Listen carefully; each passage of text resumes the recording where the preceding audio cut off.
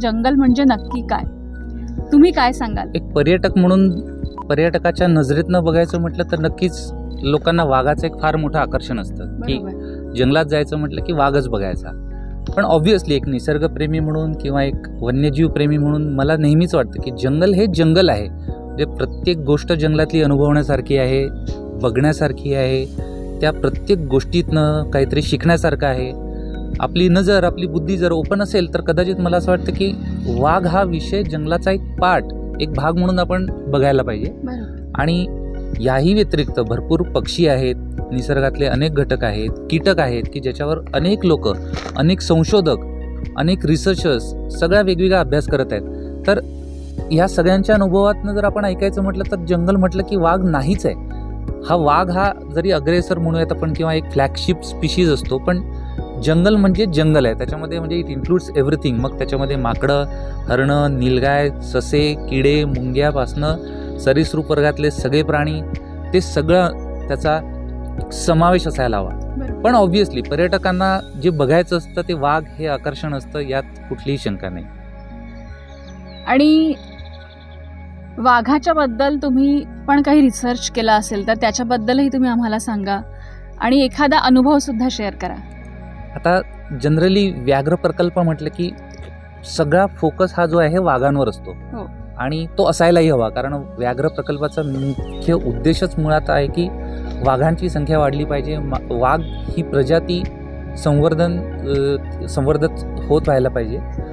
पण जेव्हा आम्ही वाघांचा अभ्यास करतो तेव्हा बऱ्याच गोष्टी आम्हाला कळतात की वाघ म्हटलं की टायगर बायोलॉजी हा एकच विषय येतो की वाघाला पिल्लं कधी होतात, वाघाचा ब्रीडिंग सीझन केव्हा असतो, वाघ आपलं पॅरेंटिंग कसं करतात, ती आई वाघांना शिकवते कसं, इन्स्टिंक्ट कसा असतो.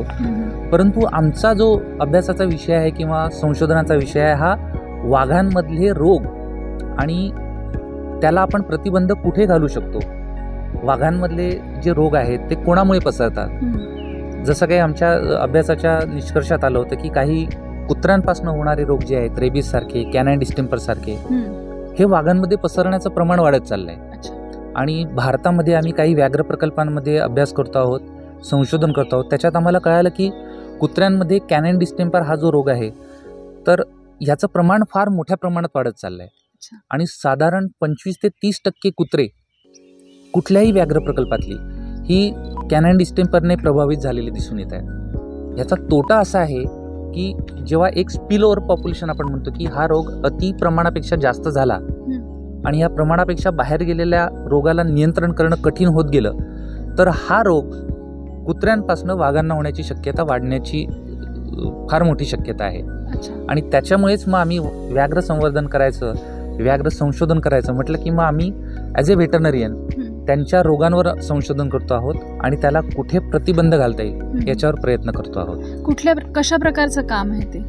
याच्यामध्ये आम्ही व्याघ्र प्रकल्पाच्या आसपास कोर आणि बफर गावांमध्ये जी कुत्री सापडतात त्या कुत्र्यांचे आम्ही रक्ताचे नमुने, नजल स्वॅब म्हणजे नाकाचे नमुने आणि सिरम सॅम्पल्स म्हणजे रक्त वेगळं केल्यानंतर एक सिरम जे निघतं त्याच्यातलं, त्या सिरमचे नमुने आम्ही गोळा करतो आहोत आणि ते प्रयोगशाळेत पाठवतो आहोत की जेणेकरून त्या कुत्र्यांमध्ये कॅनाइन डिस्टेंपर नावाचा रोग आहे की नाही आणि असेल तर त्याचं प्रमाण किती आहे याचा आम्ही अभ्यास करतो आहोत.